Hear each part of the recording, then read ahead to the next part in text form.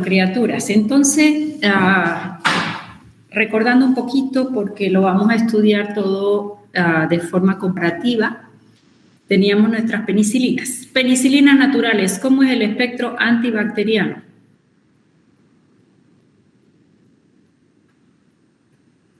¿Nadie? ¿Aló? Natural es bueno para gram positivo, la mayoría es parenteral y algunos tienen resistencia a él. Perfecto, esas son sus limitaciones. ¿Y los demás? Nadie habla, Leonardo, les ha ganado. Bueno, entonces, nuestras penicilinas naturales tenemos una excelente actividad en gérmenes gram positivos, con 3 grandes limitaciones. Mucha resistencia, entonces a partir de ahí nacen las penicilinas resistentes a beta-lactamasa. Su espectro es gram positivo, a partir de ahí nace una semisintética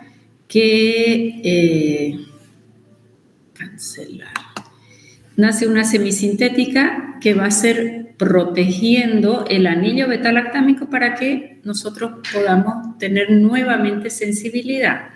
Y el último grupo eran las antiseudomonas, ¿no? Entonces tenemos penicilinas naturales y las penicilinas semisintéticas.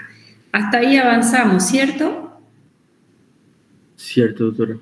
Bien, vamos ahora con las cefalosporinas. La cefalosporina también beta-lactámico. ¿Qué significa también beta-lactámico? Significa que también tiene su anillo, por eso se llaman beta-lactámicos. El anillo beta-lactámico es el responsable de la acción farmacológica. ¿Quién es capaz de romper y abrir el anillo beta-lactámico? Que también pasaba en las penicilinas. ¿Quién es responsable de abrir el anillo beta-lactámico? La enzima penilasa. Penicilasa o beta-lactamasa. Cuando eso pasaba, penicilasas o beta-lactamasas que inactivan al anillo beta-lactámico, ¿qué podíamos hacer con las penicilinas o en este caso con la cefalosporina? A ver, ¿a quién se le ocurre? Perdió su efecto.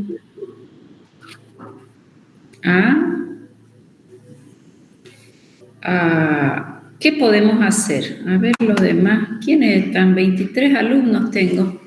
¿Por qué tan poquitos? A ver, Miguel Ángel, José Miguel, Sergio. ¿Qué podemos hacer? Darle un anillo más para que no actúe la beta-lactamasa. ¿Pero quién? Ahí habíamos nombrado alguna sustancia que nosotros íbamos a usar. ¿Cómo quién? Ácido clavulánico. Sí, Adriana, ácido clavulánico, sulbactán y tazobactán. ¿Quiénes son ellos? Son inhibidores de las beta-lactamasa. ¿Ok?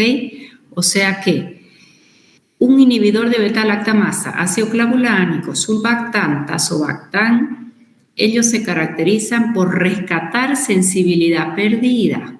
No es que ellos van a aumentar el espectro, sino que si la beta-lactamasa rompió el anillo beta-lactámico, estos inhibidores, al inhibirla, rescatamos sensibilidad, pero no significa que vayamos nosotros a aumentar más espectro. Lo único que vamos a hacer es rescatar la sensibilidad. Bien. Aquí, ok. Entonces, eso podemos hacer cuando las antibacterianos tienen ese anillo beta-lactámico. Lo tienen las penicilinas, lo tienen las cefalosporinas. Por lo tanto, podemos combinar nuestros beta-lactámicos con inhibidores de beta-lactamasa, ya sea ácido clavulánico, sulbactán o tazobactán. Cefalosporina, mismo mecanismo de acción que las penicilinas. ¿Qué mecanismo de acción tenían las penicilinas? Bactericida. Bactericida es modo de acción. ¿Y mecanismo? Inhibe la síntesis de pared celular. Inhibe síntesis de pared celular. Muy bien. Penicilina y cefalosporina inhiben síntesis de pared celular. y el modo de acción es bactericida. Si ella es bactericida y va a inhibir síntesis de pared, lo va a hacer para las células hijas. ¿Qué significa? Que yo necesito bacterias en proliferación para que cefalosporinas tengan actividad. ¿De acuerdo? Es por ello que nunca se debe combinar un bactericida con un bacteriostático, porque cefalosporinas y penicilina inhibirán la síntesis de pared de las células hijas. Bien, ¿cómo vamos a clasificar a cefalosporinas? Las cefalosporinas las vamos a clasificar por generaciones, desde la generación 1 hasta la generación 5, ¿de acuerdo? ¿En base a qué? Cuando hablamos de generaciones en las penicilinas, es en base al espectro. No significa que las de primera generación se sintetizaron primero y las últimas las de quinta. Hoy se puede sintetizar una nueva cefalosporina, ya sea de primera, de segunda, de tercera, de cuarta o de quinta generación. Eso es extremadamente importante, ¿ok? Bueno, vamos a empezar con cefalosporinas de primera generación. Recordar siempre, primera generación tiene excelente actividad para microorganismos gram positivos. ¿Tiene también actividad para algunos gram negativos? Sí. Y de ahí me voy a saltar a la tercera. La primera espectacular para gram positivo, poquito gram negativo. La tercera generación espectacular en gram negativos y tiene también actividad en gram positivo, pero siempre será superior a la de primera. Es decir, primera generación gram positivo, tercera generación gram negativo. Y la generación del medio interesante. ¿Por qué? Porque va a tener acción gram positivos no superior a la primera y gram negativo no superior a la tercera. Por lo tanto, le llamamos generación muerta o generación intermedia. Pero ahí vamos a ir rescatando básicamente dos de las penicilinas de segunda generación. Bien, vamos con primera generación. Aquí me gusta estudiarlas por parejas. Aquí tengo cefalotina y cefazolina. Primera generación, sí. Las dos vienen en ampollas. Las dos vienen en ampolla, se coloca intravenoso o intramuscular, semivida corta. Espectro gram positivo. Si yo les pregunto a ustedes, quiero que me respondan varios, Gram positivo. ¿Dónde tengo las infecciones por gram positivo? ¿Para qué usarían? Para aeróbicos. Infecciones de garganta puede ser otro. Infecciones de garganta. Ya, siempre que ustedes van a pensar en gram positivo, coco gram positivo de preferencia, ellos viven en nuestra piel y mucosa. Son infecciones de piel y de mucosa. ¿Ok? ¿Qué van a pensar siempre? Cuando un germen, su hábitat era piel y mucosa, invade otro medio, las infecciones son graves o severas. Un coco gram positivo en piel, ¿qué infección puede producir? Erisipela. Erisipela, ¿qué más? Celulitis. Celulitis, ¿qué más? Impétigo, foliculitis, forunculosis, celulitis. Son gérmenes gram positivos que están en piel. ¿Ok? Cuando ellos invaden, ¿puede hacer un estáfilo o una neumonía? Claro que sí, es importante. ¿Puede hacer una bacteremia? Es importante. O sea que generalmente son de mayor virulencia cuando ellos se trasladan de su hábitat. ¿Ok? Y ¿por qué hablo de coquitos gram positivos? Hablo de coquitos gram positivos porque estas son muy activas en los cocos gram positivos. Tenemos mejor actividad probablemente que las penicilinas hoy en día, porque tienen su anillo beta-lactámico un poquito más protegido. Cefalotina y cefazolina vienen en ampolla, uso endovenoso o uso intramuscular, perfecto. ¿Qué cubre gram positivo? Ellas dos casi que son las elegidas en casi todos los hospitales. ¿Para qué son elegidas? Ellas son elegidas para hacer profilaxis quirúrgica. ¿Por qué? ¿Qué es profilaxis quirúrgica? El cirujano al momento de hacer el corte, ¿qué debe cuidar siempre? Debe cuidar que esos microorganismos de la piel no ingresen dentro del huésped y no lo vayan a infectar al momento del corte. Entonces, ¿qué es una profilaxis quirúrgica o qué objetivo tiene? Su objetivo principal es que al momento del corte su antibacteriano esté en dosis alta en sangre para prevenir infecciones. Estoy hablando de prevención, no de tratamiento. Eso es profilaxis quirúrgica. Una profilaxis quirúrgica adecuada, ¿qué debe cubrir? Si la cirugía es limpia y no es tratamiento, gérmenes gram positivos que son los de piel. Y no deberá durar más de 24 a 48 horas. Si el tratamiento o si el antibiótico se prolonga más de 24 a 48 horas, eso ya es tratamiento, no es profilaxis. ¿Estamos de acuerdo? Entonces, cefalotina y cefazolina que hay en ampolla que cubre gram positivo, generalmente son los antibacterianos o las cefalosporinas ideales para hacer profilaxis quirúrgica. Toda vez que yo lo voy a usar en el hospital como profilaxis, esos antibacterianos no se lo utilizan para otras infecciones. Es como que queda súper reservado para la profilaxis quirúrgica. ¿De acuerdo? ¿Se entendió? Sí, doctor. Ya, entonces cefalotina, cefazolina, pudiera usarlas, sí, pero si en el hospital ya las han determinado en profilaxis, ningún médico debe usar fuera de la profilaxis. Ya tenemos las dos primeras cefalosporinas, cefazolina y cefalotina. Vienen de 500 miligramos, semivida corta. Pregunta, ¿a qué hora ustedes consideran que se debe administrar el antibacteriano para profilaxis quirúrgica? 1 hora antes, más o menos. A ver, ¿qué más puede ser? ¿Qué dicen los demás? ¿A qué hora les parece que se debería administrar?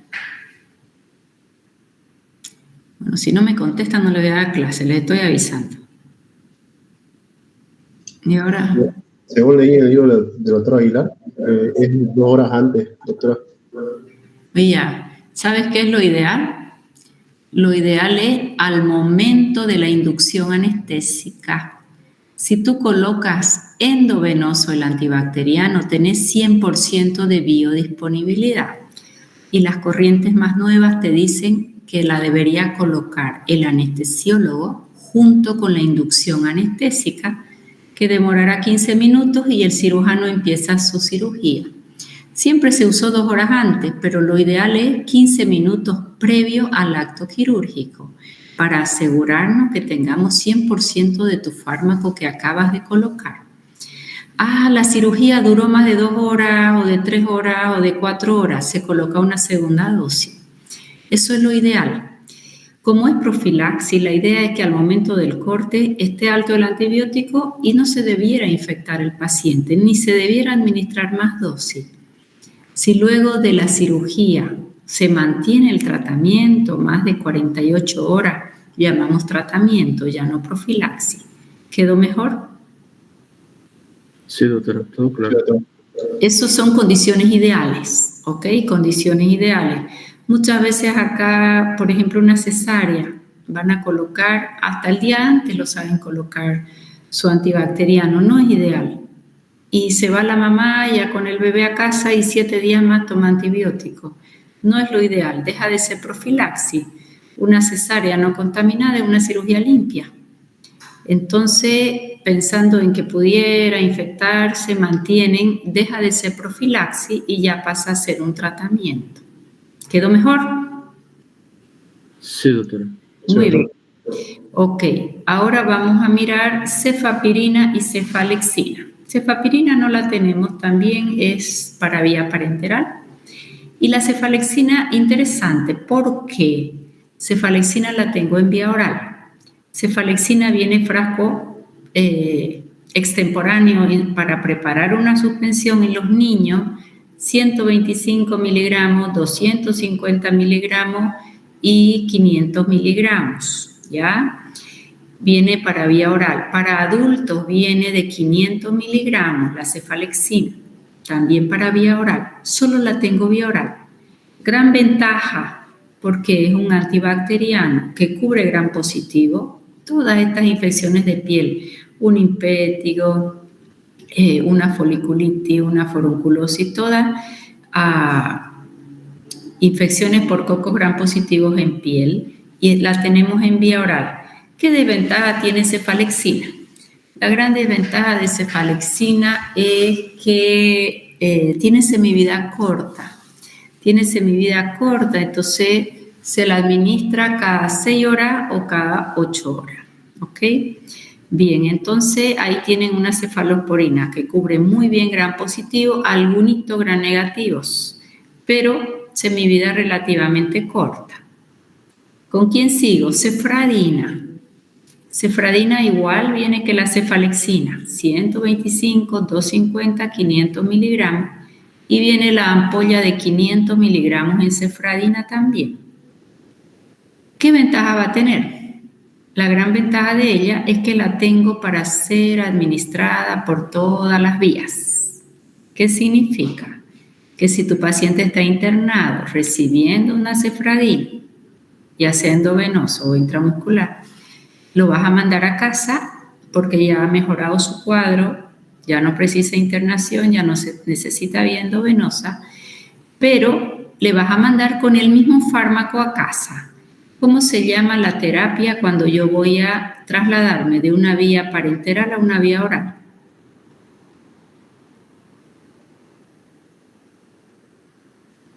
Terapia secuencial. No todos los antibacterianos tienen una terapia secuencial. Terapia secuencial la tiene la cefradina y eso es óptimo. ¿Por qué va a ser óptimo que tenga la cefradina una terapia secuencial? Porque con el mismo fármaco, espérenme un segundito, con el mismo fármaco, ese paciente nos está manteniendo su tratamiento hasta completarlo sin estar internado. Luego este cefadroxilo, ¿qué característica tiene? El cefadroxilo tiene una característica importante, semivida más larga, se administra cada 12 horas. Cefadroxilo viene de 250 y de 500 miligramos, tanto para suspensión como en comprimido. Cefadroxilo se administra cada 12 horas y tiene una particularidad importante. ¿Cuál es su particularidad importante en cefadroxilo? Se acumula en la vía renal. Al acumularse a nivel renal, alcanza alta concentración. Y el cefadroxilo sí me va a tener una actividad en Escherichia coli. La Escherichia coli, ¿qué localización de infección nos hace? Urinaria. Infecciones urinarias. Ok, se acumula en vía urinaria. Si bien las cefalosporinas de primera son para gram positivo, ya vamos a mirar enseguida que también tiene acción gram negativa. Y el cefadroxilo se lo reserva para infecciones de la vía urinaria en un tratamiento empírico por una Escherichia coli. ¿Qué ventaja tiene sobre las anteriores? 2. ¿Cuáles son las 2 ventajas? Que se acumula en vía urinaria. ¿Ya? Que actúa sobre la Escherichia coli. Y que actúa sobre la Escherichia coli. Perfecto. Bien, entonces hasta ahí tenemos las más importantes cefalosporinas en primera generación. Espectacular actividad en cocos gram positivo. ¿Qué opinan ustedes? ¿Será que el Staphylococcus aureus es sensible o resistente? Debe empezar siendo sensible, pero después tener una resistencia. Sí, hoy en día tenemos bastante resistencia porque de pronto las cefalosporinas han empezado a usarse en una mayor escala, ¿no? Muy bien. Doctora, disculpe, tengo una duda. Usted dijo sobre la E. coli, pero ella no era resistente naturalmente a los beta-lactámicos. No. Ese cefadroxilo reservadito no es naturalmente resistente, sino solo las penicilinas naturales. Cuando hablamos de cefalosporina, primera generación, espectacular actividad en gram positivo, pero tiene actividad para algunos gram negativos. Y en la medida que vamos aumentando de generación, segunda, tercera, cuarta, hasta la cuarta, aumenta más todavía su actividad frente a gram negativo. ¿Está bien? Solo la penicilina natural es naturalmente resistente frente a una Escherichia coli. También las penicilinas resistentes a beta-lactamasa. Pero las penicilinas como AMPI, Amoxi y como las antipseudomonas, todas tienen acción para Escherichia coli. Perfecto, gracias, doctora. Bien, ahora vamos con segunda generación. ¿Qué ocurre con la segunda generación? ¿Qué les había dicho yo recién de la segunda generación? Que es la generación muerta. ¿Por qué? Porque hay otras cefalosporinas que actúan mejor o igual que la segunda generación. Ya, vamos a compararla. Ellas están al medio. ¿Quién está a su izquierda? Primera generación.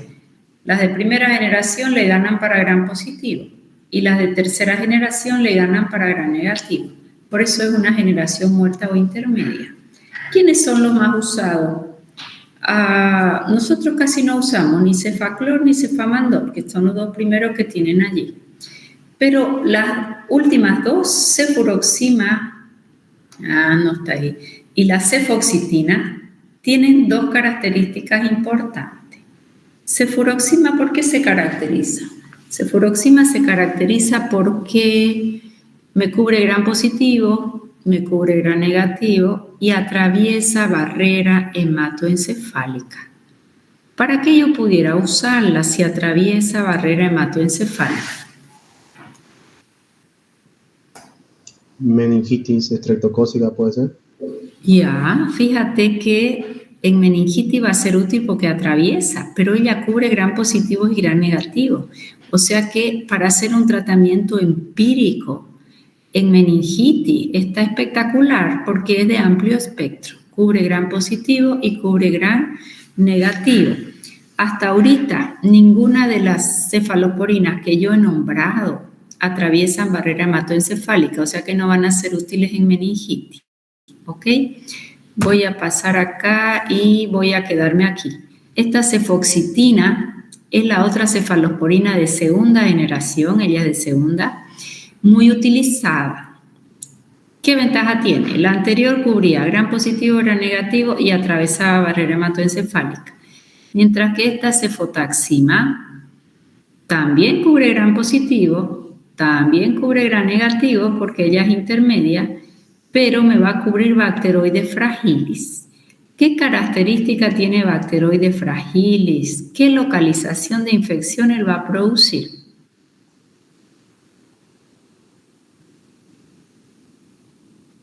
Bacteroides fragilis es un anaerobio. Los anaerobios van a hacer infecciones en cavidad cerrada. Entonces, fíjense ese espectro de cefoxitina, siempre se los pregunto porque es muy usada. Cubre gram positivo, cubre gram negativo y cubre anaerobios con un solo fármaco. Entonces, infección por cavidad cerrada, peritonitis, es un fármaco ideal.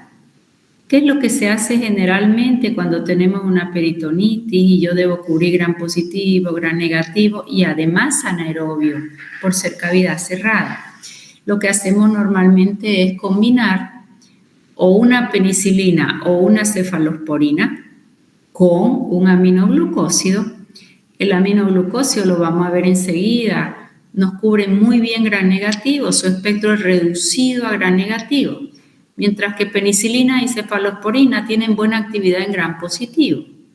Penicilina y cefalosporina inhiben pared celular y el aminoglucósido puede ingresar. Estos se tienen sinergismo doble de potenciación, ¿de acuerdo? Más hasta ahí con esa combinación, que es lo que se hace generalmente en los hospitales para cubrir un amplio espectro, un beta-lactámico más un aminoglucósido, nos faltaría un antibacteriano para Bacteroides fragilis. ¿Cuál es? Es el metronidazol. ¿Ya? Combinaciones espectaculares que las van a mirar con mucha frecuencia son las penicilinas o cefalosporinas más un aminoglucósido que es la genta o la amica más metronidazol. Ellos tres nos cubren gram positivo, gram negativo y anaerobio. Es una combinación muy acertada. ¿Se entendió? Sí, doctora. Ya. Fíjense que qué ventaja tiene cefoxitina. Si yo les pregunto, ¿cómo es el espectro de la cefoxitina? ¿Cuál es la respuesta? Cobre gram positivo y negativos, anaeróbicos también. Es bueno para cavidades cerradas y se puede combinar con aminoglucósidos y metronidazol también. Ya, en realidad hasta ahí estaba bien, pero ella no necesita combinarse con metronidazol ni con aminoglucósido. Si pudiera con un aminoglucósido si hubiera una pseudomona, porque por mecanismo de acción se pudiera, pero ella solita, vas a empezar con ella sola en cavidad cerrada, porque activa en gram positivo, gram negativo y además anaerobio, ¿ok? O sea que mi segunda generación, ¿quiénes son? Cefaclor, cefamandol. Bien, ¿cuáles son las dos importantes que tienen su ventaja? Cefuroxima, porque atravesaba barrera hematoencefálica, y la cefoxitina, gram positiva, gram negativa y anaerobio. ¿Quedó clarísimo? Sí, doctora. Sí, doctora. Muy bien. Ahora vamos con tercera generación. La tercera generación la vamos a estudiar por parejas. La primera pareja y las más antiguas, cefotaxima y ceftriaxona. Cefotaxima y ceftriaxona solo en ampollas. Puedo colocar endovenoso o puedo colocar intramuscular. Vamos a pensar, ¿qué actividad tenemos? Muy buena actividad en gérmenes gram negativos, Escherichia coli, tenemos actividad para una Shigella, Haemophilus influenzae, buena actividad, cosa que las de primera no tenían tan buena actividad. ¿Tiene actividad gram positivo? Sí, incluso en la medida que yo aumento de generación, el anillo beta-lactámico está más protegido, ¿ok? O sea que su espectro es gram positivo y gram negativo y tengo para ser administrada parenteral, intravenoso o intramuscular para infecciones graves. ¿Qué característica tiene? Cefotaxima y ceftriaxona. Las dos vienen en frasco ampolla de 1 gramo y la ceftriaxona viene de 500 también. Las dos atraviesan barrera hematoencefálica. ¿Qué quiero decir cuando digo atraviesa barrera hematoencefálica? ¿Para qué vamos a usar? Meningococos. Meningitis. Vamos a usar en meningitis. La meningococo es uno de los agentes etiológicos de meningitis, más no es el único. Gracias a Dios es el menos frecuente. Él cuando se produce una epidemia deja muchas secuelas, es altamente contagioso y es una infección de denuncia obligatoria cuando hay una meningococcemia, ¿ok? Ahí hay que hacer profilaxis a todas las personas que estuvieron en contacto con ese paciente. Pero meningitis, el agente etiológico más usual en cualquier grupo etario es el neumococo, ¿ya? ¿Quién hace meningitis? Hace un neumococo, un Haemophilus influenzae, puede ser una Klebsiella sí, puede llegar a una pseudomonas sí, puede ser un meningococo sí, puede ser un coco gram positivo sí. O sea que cuando hay una meningitis, una emergencia, generalmente se hace líquido cefalorraquídeo y se lo cultiva para ver cuál es el antibacteriano ideal, pero yo no voy a esperar 3 días al cultivo. Yo tengo que iniciar tratamiento antibacteriano. ¿Qué voy a elegir? 2 cosas voy a elegir. Primero, que el antibacteriano alcance barrera hematoencefálica, si no, no me va a ser útil. Y segundo, como es empírico, yo tengo que intentar que él me cubra gram positivo y que cubra gram negativos. ¿Por qué? Porque yo no puedo esperar mucho tiempo. Yo tengo que intentar cubrir ese proceso infeccioso haciendo un buen tratamiento empírico. Recién después de 3 días sale el cultivo, ¿ya? Y cefotaxima y ceftriaxona tienen esa ventaja.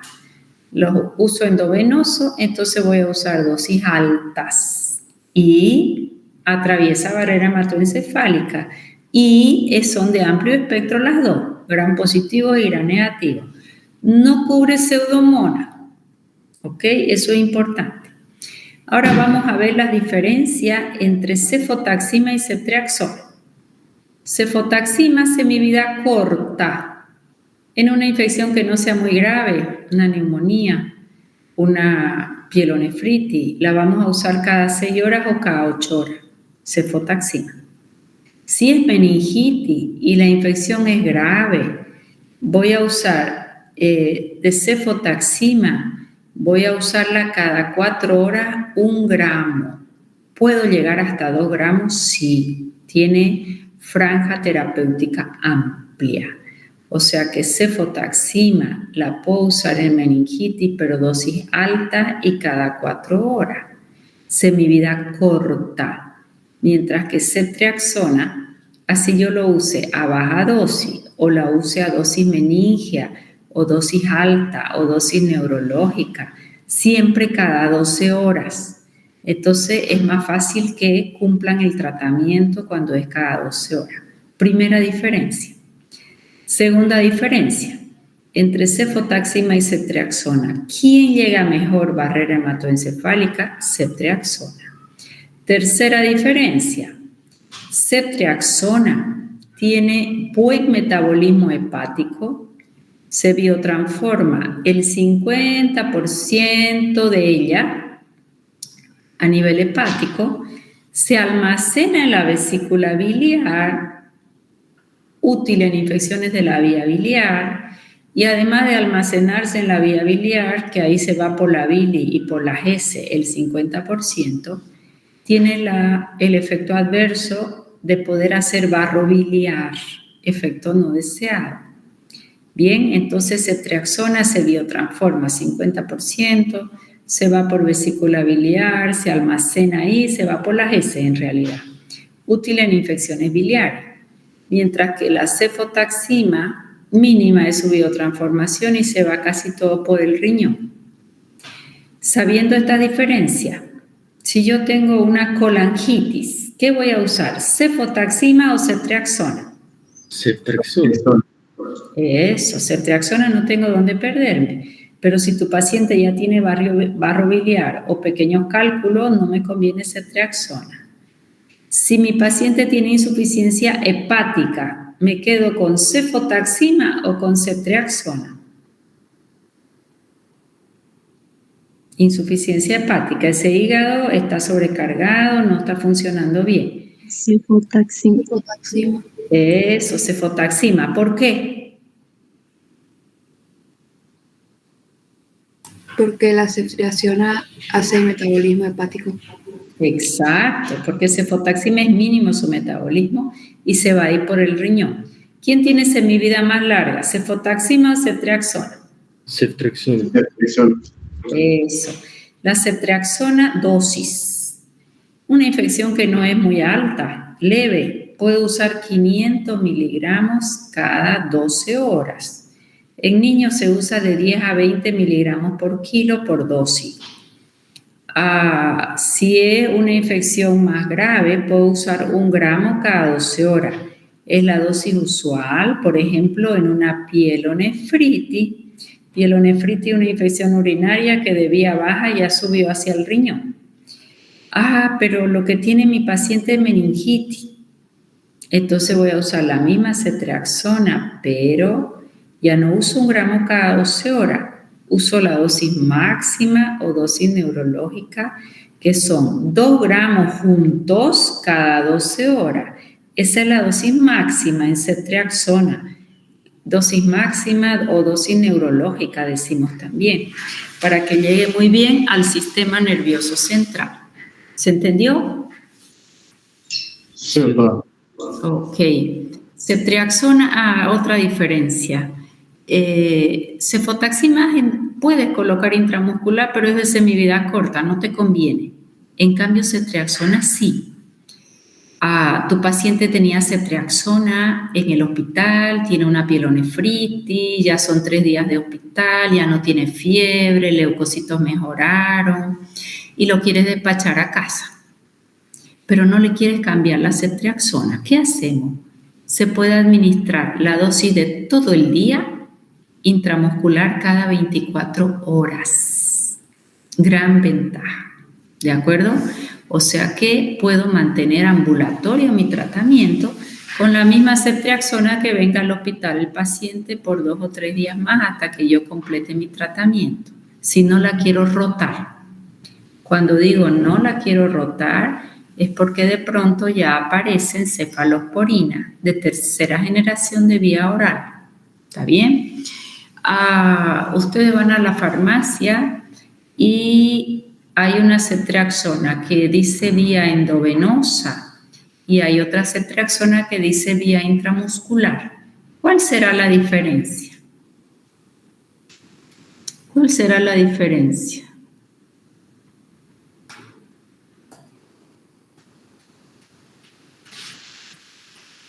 La diferencia es la misma ampolla de ceftriaxona, son frasco ampolla, viene el polvo listo para preparar, se llama extemporáneo, ¿verdad? Le vamos a poner su líquido para hacer la reconstitución. Pones el líquido, reconstituye, agitas y recién lo administras. Aquí la única diferencia, ¿saben cuál es? El líquido con el que van a reconstituir. La ampolla es la misma, pero el líquido con el que voy a reconstituir para una vía endovenosa es suero fisiológico o agua destilada y para la vía intramuscular generalmente viene con lidocaína. Esa es la única diferencia. ¿Puedo usar la misma ampolla para las 2 vías? Sí. Lo único que va a cambiar es su diluyente. ¿Quedó clarísimo? Sí, doctor. Bien. Espectro antibacteriano. En gram positivo tengo buena actividad en coco gram positivo y en coco gram negativo, igual que las penicilinas. Pero acá ya la ventaja es que me va a ampliar a Escherichia coli, me amplía para gram negativo Klebsiella, para Proteus mirabilis, Proteus vulgari, para Salmonella. Salmonella duerme acantonada, guardada, muchas veces en vesícula biliar. ¿Cuál van a elegir? ¿Una cefotaxima o una ceftriaxona para una salmonela? Ceftriaxona. ¿Por qué? Porque se acumula en vesícula biliar y... Perfecto, bien elegida, eso me gustó. ¿Ok? Entonces, ahí vamos a elegir siempre una ceftriaxona cuando va a ser una salmonela. Estoy hablando del espectro. El espectro entonces, gram positivo, sí, coco y bacilo gram positivo. En gram negativo, los coquitos gram negativos tienen actividad, pero ampliamos acá ya. Escherichia coli, Klebsiella, género Proteus, salmonella. El sábado van a llevar la guía farmacoterapéutica y vamos a hacer algunas prácticas mirando las concentraciones inhibitorias mínimas para que ustedes, mirando esos valores, puedan darse cuenta quién es sensible y quién no es sensible. ¿Está bien? Sin olvidarse para día sábado, ¿ya? Bueno, algo más iba a decir acá. Cefotaxima y ceftriaxona no tienen actividad para pseudomonas. ¿Qué tipo de microorganismo es la pseudomona aeruginosa y qué localización de infección produce? ¿En la piel, doctora? ¿Pseudomonas? No necesariamente, no es su hábitat. ¿Qué tipo de microorganismo es? A ver, eso tenían que estudiar. Clasifíquenme pseudomonas aeruginosa y díganme localizaciones de infección. Yo sé que para quemados la bacteria más aproveitadora. Esa se encuentra en 2 lados, la intrahospitalaria y en los lagos y aguas. Ya, es un bacilo gram negativo, ella sobrevive en el agua, nos hace las otitis en los nadadores y va para donde ella se le da la gana. Intrahospitalaria la tenemos como una de las más difíciles de controlar y es muy invasiva. Paciente pie diabético, Pseudomonas. Paciente con sonda, Pseudomonas. Paciente intubado, neumonía por Pseudomonas. Meningitis por Pseudomonas. Otitis por Pseudomonas. Bacteriemia y sepsis. La Pseudomonas, lamentablemente, muy invasiva y va a vivir donde la pongas a ella, ¿ok? Aeróbica y se hace anaeróbica facultativa. Tiene la capacidad de hacerlo. Es uno de los gérmenes Pseudomonas más difíciles de controlar intrahospitalaria porque tiene alta resistencia. ¿Quién es primera línea en Pseudomonas? El más baratito, antiguo y económico es que se llama aminoglucósido. Tiene acción anti-Pseudomonas. Número 2, quinolona florada, que ya las vamos a mirar. Número 3, hemos avanzado unas penicilinas anti-Pseudomonas. ¿Quién se acuerda del nombre?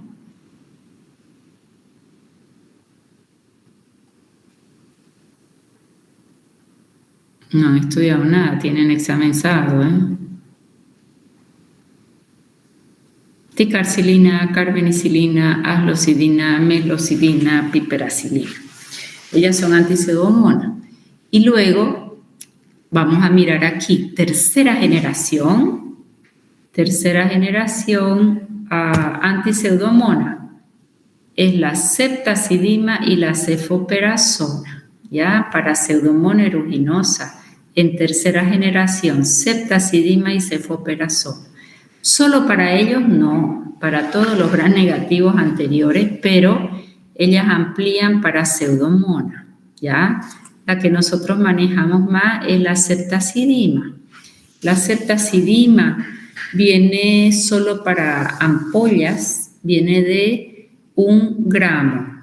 ¿Cuál es la dosis usual de una ceftazidima? 1 gramo cada 8 horas, es de semivida intermedia. Si la infección es grave, infección neurológica, dosis máxima o dosis plena, podemos hacer 2 gramos cada 8 horas en ceftazidima para la Pseudomonas, hasta 2 gramitos cada 8 horas como dosis máxima. ¿Se entendió? Entonces, fíjense que cefalosporinas de tercera les estoy enseñando por pareja. Cefotaxima y ceftriaxona son hermanitas. Solo tienen diferencias farmacocinéticas, semivida, biotransformación. Luego tenemos las 2 cefalosporinas de tercera anti-Pseudomonas, ceftazidima y cefoperazona. Segunda pareja. Y aquí me queda esta de aquí. Cefixima. ¿Qué característica tiene la cefixima? Fíjense que hasta ahorita todo lo que vimos en tercera generación es para ser administrado por vía parenteral con una aguja, mientras que cefixima fue la primera cefalosporina de tercera generación de vía oral. ¿Qué ventaja tendrá? Es de tercera y es de vía oral. ¿Para qué la usarían? Su espectro es bonito, gram positivo y gram negativo por excelencia. Escherichia coli, Klebsiella, Proteus, Salmonella incluida.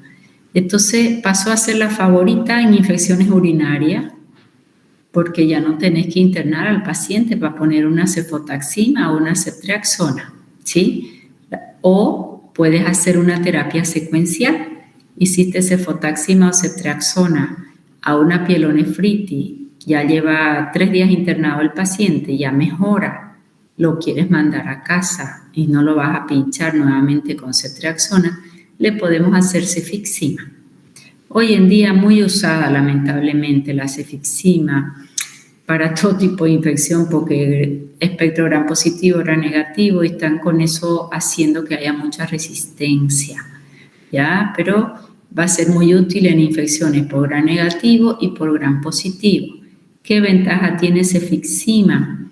Que se administra cada 24 horas. 2 ventajas, vía oral y cada 24 horas. Es muy cómodo usarla. Viene de comprimidos de 200 miligramos y de 400 miligramos. Para los niños viene en suspensión. Entonces, hasta ahí hemos visto cefalosporina de tercera. Las 2 primeras parejas, cefotaxima, ceftriaxona. La segunda pareja, ceftazidima, cefoperazona, antipseudomonas. Y luego esta cefixima, que es de vía oral. Eso es como los más utilizados. ¿Preguntas hasta ahí?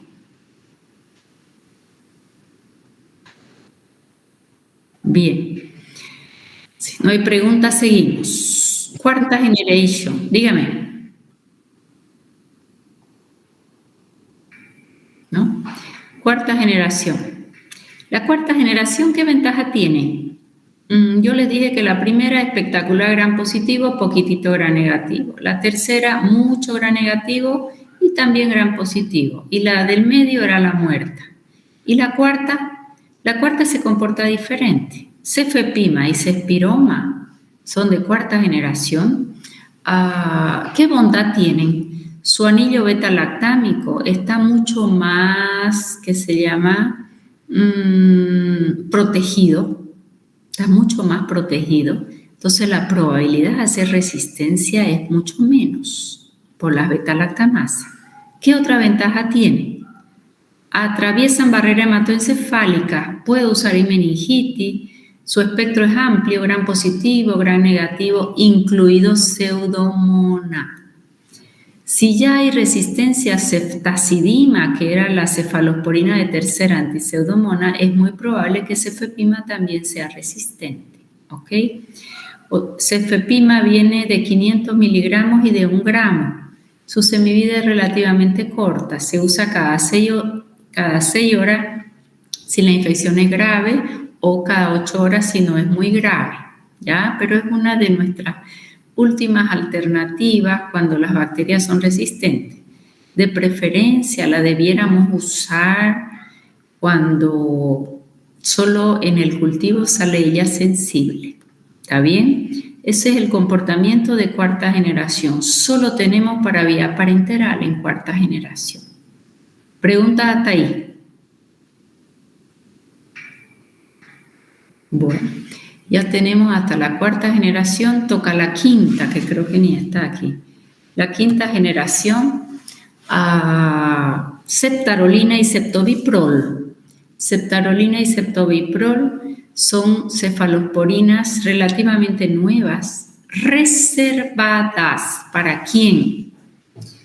¿Qué es un MRSA? Cuando ustedes leen en algún artículo científico ahí, MRSA. Estreptococcus aureus multiresistente. Estafilococcus aureus no resistente.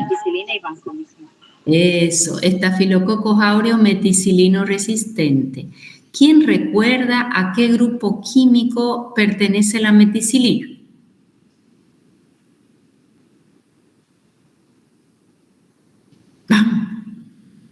Meticilina es igual que la penicilina.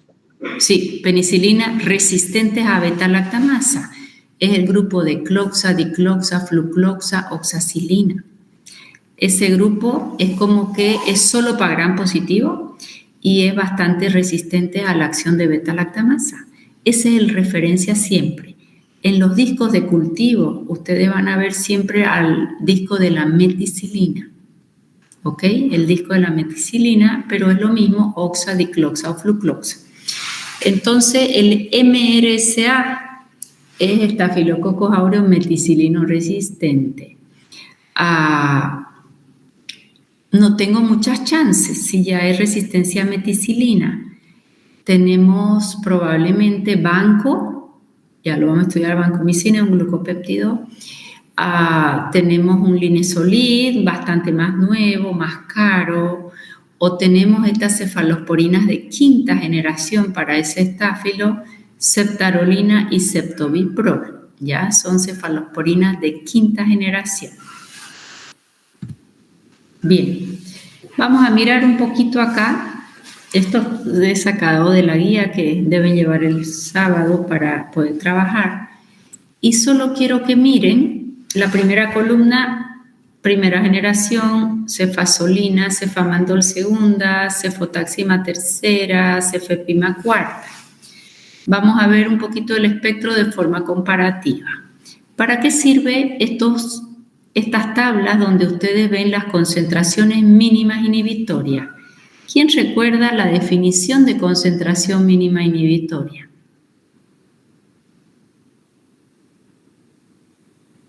Es la cantidad de fármaco que va a inhibir 10 a la 5 bacterias en 1 ml de un medio de cultivo después de 24 a 48 horas de incubación. ¿Qué significa? La mínima cantidad que va a inhibir a las bacterias. Cuando avanzamos penicilina, yo les dije, eso es inhibitorio, pero estos antibacterianos matan a la bacteria. Entonces no son inhibitorios, son bactericidas, ¿cierto? Entonces, en el caso de la penicilina multiplicábamos por 4. En el caso de cefalosporinas también. O sea que lo que ustedes tienen enfrente, esos números, es la concentración que va a inhibir a la bacteria. Mientras más pequeño es ese MIC o concentración inhibitoria mínima o SIM, significa que es más sensible. Necesito menos dosis para yo inhibir a la bacteria. Para eso sirven estos numeritos, son las concentraciones. Vamos a ver si razonamos bien. Veamos este cefamandol, segunda línea. ¿Cuánto es el MIC para la Shigella?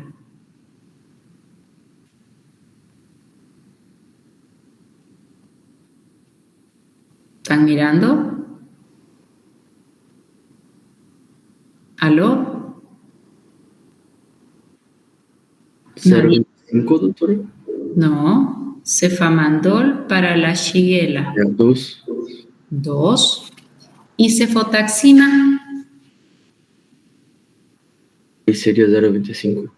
Ya, a ver, quiero que todos miren esto y todos razonen. ¿Quién necesita menos concentración para actuar sobre una Shigella? ¿Cefamandol o cefotaxima? Cefotaxima. Ok, cefotaxima.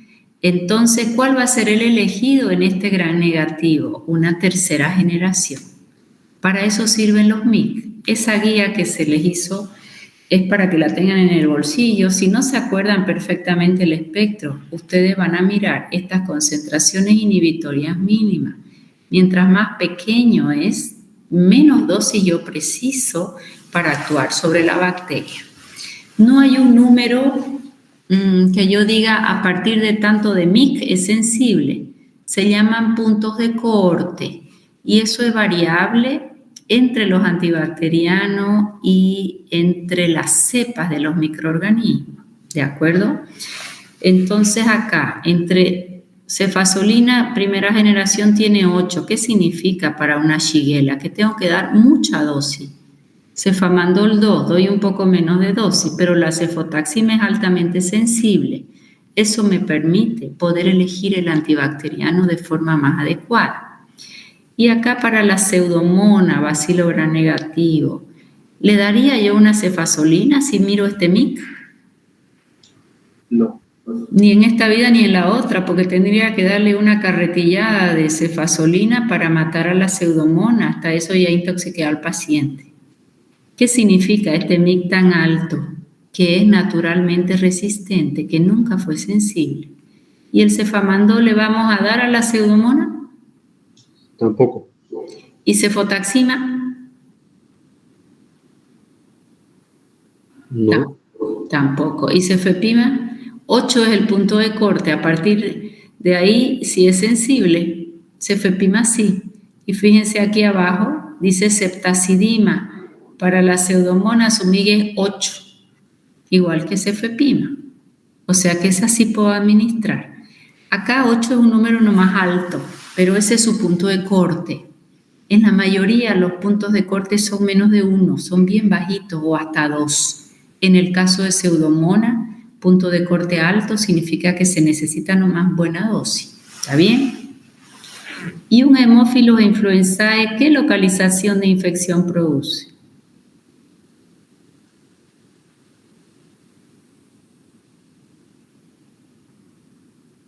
Vamos, bacilo gram negativo.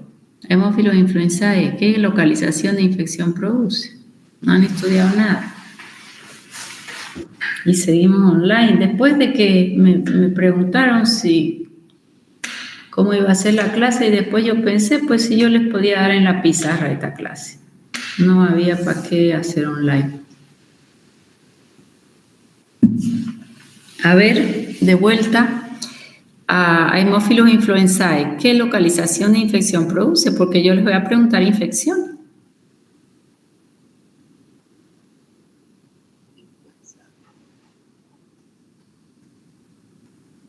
Estamos fritos. ¿Cómo vamos a elegir el fármaco si yo tengo un paciente con una infección? Entonces yo tengo que pensar, lo más frecuente son estos y estas bacterias y yo las debo cubrir. ¿Nadie? Meningitis, doctora. Ya, pero la meningitis es invasiva, ¿no ve? Antes de meningitis, ¿qué ha producido un hemófilo? Neumonía. Ya, otitis, sinusitis, neumonía, meningitis, infección urinaria. Fíjense ese triángulo, oído, sinusitis, hacia abajo neumonía y si invade ya es una meningitis. Y es un bacilo gram negativo, también las infecciones urinarias. ¿Puede hacer sepsis? ¿Puede hacer bacteriemia? Sí. Si ya tenemos una neumonía por un Haemophilus influenzae. Neumonía, los gérmenes más frecuentes, ¿cuáles son? Neumococo en todo grupo etario. Después del neumococo puede ser una Klebsiella, puede ser un Haemophilus influenzae, como los más frecuentes. Haemophilus influenzae, bacilo gram negativo. Tenemos una neumonía por hemófilo. ¿Qué le doy? Una cefazolina con MIG de 32, un cefamandol con MIG de 2 o una cefotaxima 0,03. Cefotaxima. Ya, no hay dónde perderse. ¿Me dejo entender? Acá esta tendría que yo usar extremadamente mucha dosis, aún así no lo logro. Para eso sirven las concentraciones mínimas inhibitorias. Esto que ustedes tienen enfrente, esto ha sido elaborado, no sé si son de los americanos o de los europeos. Sirve de referencia para ver las concentraciones cuando no hay resistencia bacteriana. Esto puede cambiar en el lugar donde están nuestros pacientes, sí, por el uso de los antibacterianos. En lugar de ser ese MIC tan bajito en cefotaxima, puede hoy ser resistente, sí. Entonces ya no tiene sentido usar una cefotaxima. O sea que esto es con buena sensibilidad lo que están mirando enfrente. Más siempre, ¿en qué hay que basarse? En el perfil de resistencia que tiene cada hospital. ¿De acuerdo? Bien. Bacteroides fragilis, ¿por qué se caracteriza? ¿Es un bacilo gram negativo qué? Es anaerobio. Es anaerobio, y si es anaerobio, lo debo cubrir siempre ¿dónde? Cavidad cerrada. Cavidad cerrada siempre debo cubrir anaerobio. ¿Cuál era la cefalosporina de segunda generación antianaerobio? Cefoxitina. Cefoxitina. Muy bien. Bien, entonces aquí anaerobio no me sirve. En Pseudomonas, la ceftazidima, que es de tercera generación, el MIG es 8. Bacteroides fragilis, Haemophilus influenzae, en ceftazidima, el MIG es bajito también y si lo voy a usar en un Haemophilus influenzae también. Aún así, la cefotaxima es superior. ¿Se va entendiendo esto de los MIG? Sí, doctor. Ya, me tienen que estudiar, bien estudiado para el sábado, las infecciones más frecuentes que se las dicté el anterior miércoles. Otitis, neumonía, todo lo que les he dictado, porque así es como lo vamos a ir trabajando. Veamos acá, coquitos gram negativos, ¿cómo se portan? Primera generación, segunda, tercera y cuarta. ¿Quién es más activo acá? ¿Una primera generación en gram negativo o una tercera?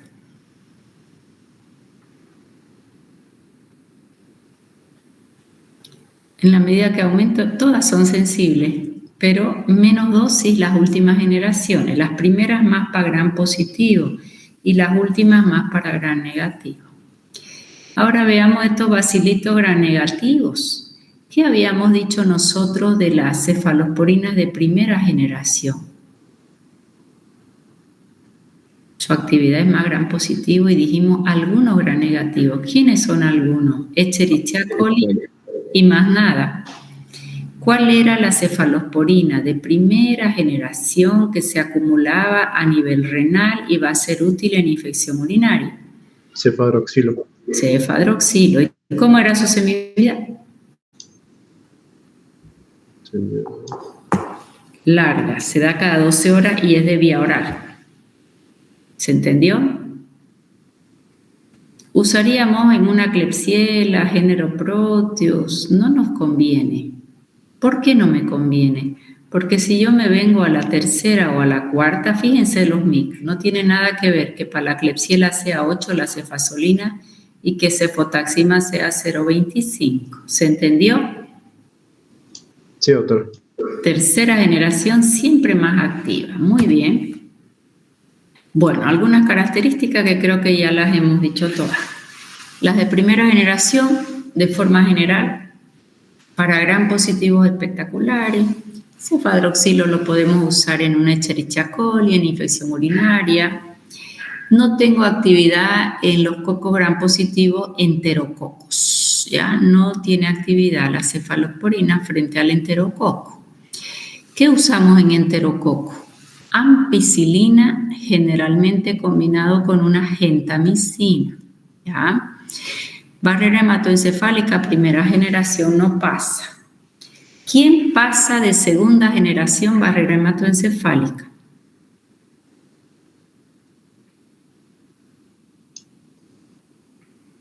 Cefuroxima. ¿Quién pasa de tercera generación barrera hematoencefálica? Ceftriaxona y la ceftriaxima. Ceftriaxona y cefotaxima, y la de cuarta también. Hasta ahí. Bueno, semivida en las de primera generación corta. Acuérdense que teníamos parejas, cefazolina, cefalotina, cefapirina. El único de semivida larga es el cefadroxilo. Segunda generación, generación muerta. Esto ya lo estamos súper repasando. Cefuroxima atravesaba barrera hematoencefálica, cefotaxima para anaerobio y las dos para gram positivos y gram negativos. Tercera generación, hablamos por parejas, cefotaxima y ceftriaxona. Mismo espectro antibacteriano, su diferencia es solo farmacocinética. Y ceftazidima con cefoperazona antipseudomona, buena actividad en gram negativo, también gram positivo. Tercera generación, fíjense la semivida, 1 hora cefotaxima, infección grave se administra cada 4. Ceftriaxona, semivida un poquito más larga, siempre se da cada 12. Y ceftazidima, semivida intermedia. Ceftriaxona, esto ya vimos que se va por la 50% por la bili. La cuarta generación de pronto tiene mayor resistencia a las beta-lactamasa. Aquí está la quinta generación, ceftarolina y ceftobiprol. Ceftobiprol fue el primer beta-lactámico activo para el MRSA. ¿Qué era el MRSA? Streptococcus aureus meticilino resistente. Ningún Streptococcus aureus, Staphylococcus aureus. Staphylococcus aureus meticilino resistente. ¿Y qué será aquí un MRSA? El que hemos nombrado recién. ¿Y un BISA qué es? Staphylococcus aureus vancomicina intermedio. Staphylococcus aureus vancomicina resistente. ¿Por qué? Porque la vancomicina, que es un glucopéptido, su espectro es gram positivo por excelencia, reservado para los estáfilos y para los enterococos. ¿Ok? Intermedio, ¿qué significa? Cuando en el cultivo sale intermedio, significa que tengo que dar máximo de dosis para recién matar la bacteria. Eso es intermedio. Solo lo voy a usar el intermedio cuando no hay otro sensible. Luego, ¿qué más? Importante papel para infecciones graves, reservaditos para gram positivo. Efectos adversos. Fíjense ustedes que en la medida que nosotros nos separamos de las penicilinas, los efectos adversos son mayores. Son fármacos más agresivos. Si administramos endovenoso puede haber una tromboflebitis. Hay que administrar siempre diluido, la vía que no esté más de 3 días, idealmente, ¿no? Si doy en vía oral, hago un barrido de flora abdominal, puedo hacer diarrea, vómito. Una diarrea inespecífica que es fatal por Clostridium difficile, que se llama colitis pseudomembranosa. Clostridium, que ahora se llama Clostridioide, es un anaerobio y él es súper oportunista. Todos tenemos Clostridium difficile, sí, pero no molesta. Pero si barro la flora, le doy las condiciones ideales y él sí me puede hacer una colitis pseudomembranosa. Excreción biliar, diarrea y barro biliar, ¿de quién estoy hablando? Ceftriaxona. Hipersensibilidad. Si yo soy alérgico a penicilina, al anillo beta-lactámico, sí voy a ser alérgico a todas las cefalosporinas. Pero si yo soy alérgica a penicilina, pero no al anillo, sí puedo usar cefalosporina. Es decir, que probablemente el 10% de alérgico a penicilina lo serán también a la cefalosporina, porque no sabemos exactamente si la alergia es al anillo beta-lactámico o al otro anillo que tienen las penicilinas, que se llama ácido peniciloico. Doctora, disculpe te interromper, ¿cómo vamos a saber si la persona es alérgica al anillo o no? Eso es difícil. Porque ahí lo que tienes que hacer es separar en sus componentes y administrar al paciente para ver si hace alergia. Directamente lo que hacemos es tener precaución cuando damos una cefalosporina al que es alérgico a peni. Pero no es fácil, en un laboratorio sí se pudiera hacer y en condiciones especiales. Pero se ha visto que solo un 10% de alérgicos a penicilina lo serán a la cefalosporina. Y la conclusión que ellos han sacado es que es al anillo beta-lactámico. Las dos tienen su anillo beta-lactámico y las dos tienen otro anillo, segundo anillo, con un ácido. ¿Ya? Uno es 7-aminocefaloporánico y el otro es 6-aminopenicilánico, su anillo. O tiazolidínico se llama también. ¿Ok? O sea que no tenemos una facilidad para saberlo. Aún así, yo les decía la anterior clase, o no sé si a ustedes o al otro grupo, se hace la prueba. Esa prueba no es válida. ¿Por qué? Porque está colocando una penicilina debajo de la piel y esa no es el lugar donde ella debería ir y puede agredir y ponerse rojo y no ser alergia. O, pucha,